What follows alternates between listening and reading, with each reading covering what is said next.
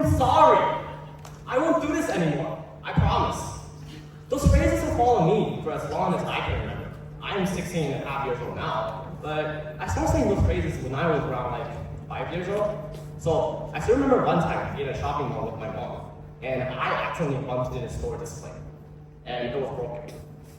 My mom had to pay for it, but she was furious. But I don't know how to explain what just happened.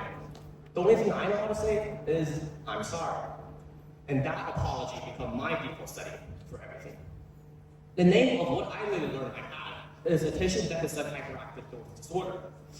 At first, I felt like most people, ADHD is just an excuse for kids who couldn't sit still, who didn't try hard enough.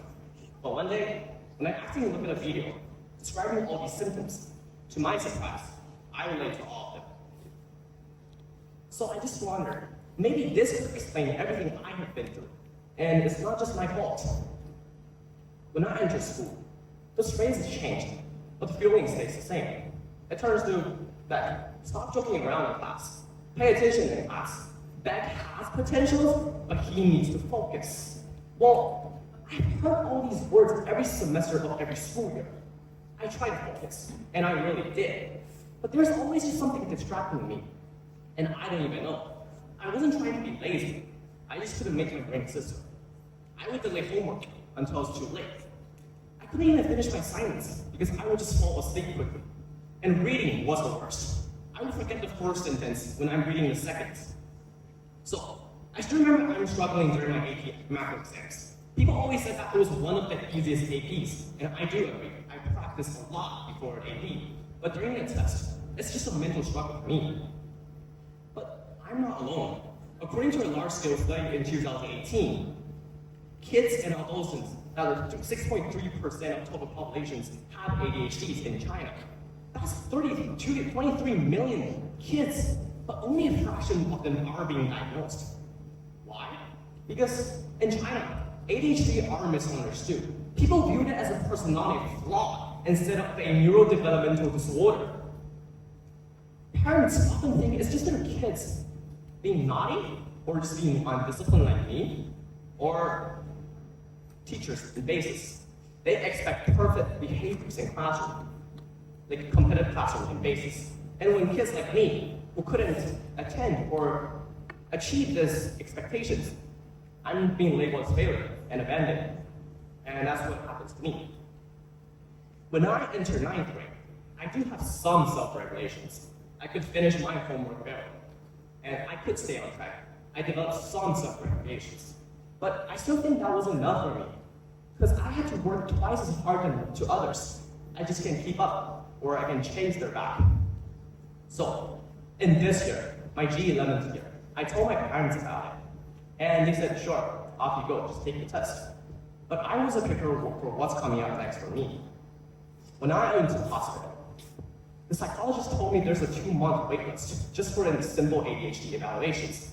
2 months.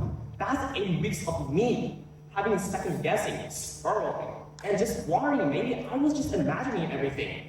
Like, it doesn't even exist. So, am I even capable of just doing all these things, or do I really have ADHDs? So, not even it's in Shenzhen's problem, but let's move on to Shanghai. Even in top-tier institutions like the Shanghai Mental Health Center, it takes 2 months to see a specialist, and parents that are desperate for seeking answers even waited longer just to get their kids evaluated. Also, it's not just a Shanghai problem. Across China, right? In the entire China, mental health services are overwhelmed. We really lack, and there is a severe shortage of trained professionals. Just take a picture, look at this. Just look at Russia, look at Canada, look at Argentina, and look at Australia, and just look at China. Right? At the end of 2019, there's only 2.9 psychiatrists per 100,000 people in China, comparing with 6.6 psychiatrists per 100,000 people in developed countries. Just take a look. Like, it's ridiculous. Like, people always think that China is right now in well-developed countries, but why is their medical development still lacking? So, I finally got my diagnosis, ADHD and anxiety. At first, I was extremely happy because I finally could explain all these chaos that's happening in my brain. So I started my medications. The first week, my body was suffering, and I couldn't adjust it because I felt dizzy, I had a headache, my entire body was like floating on a cloud. But after a week, something just triggered.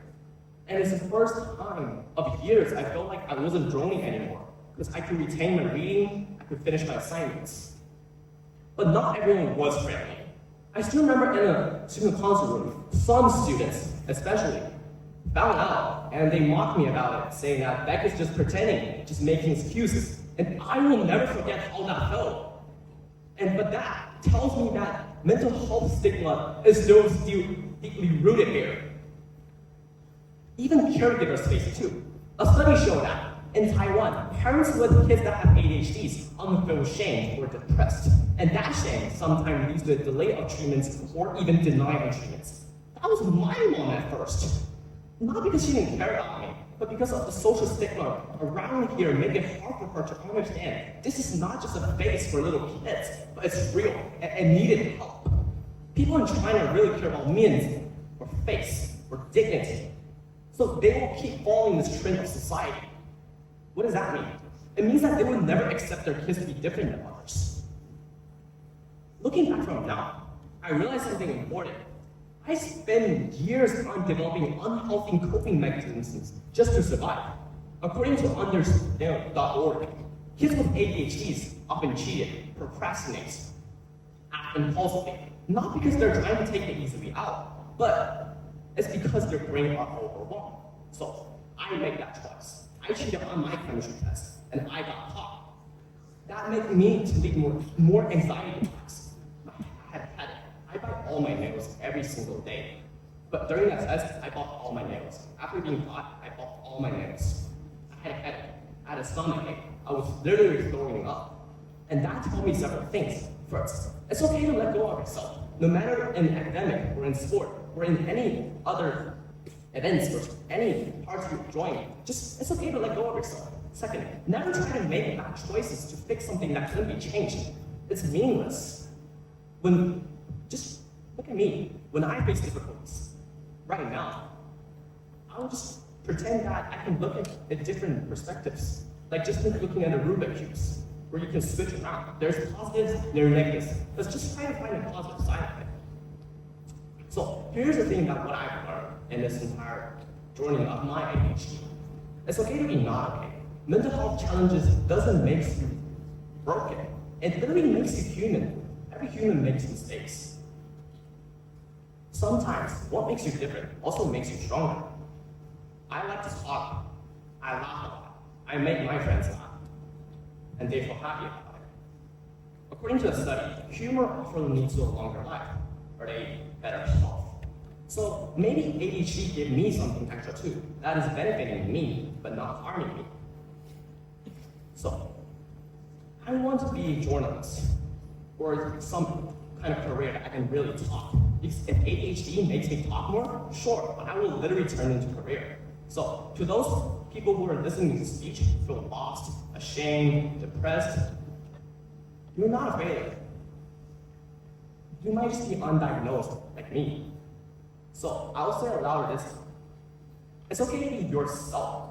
No matter how society or people see you, just be confident and try to be yourself. It doesn't really matter. It doesn't matter that how people outside sees you. Everyone has a really high margin of error in their own lifetime. So I wish you guys all the good life.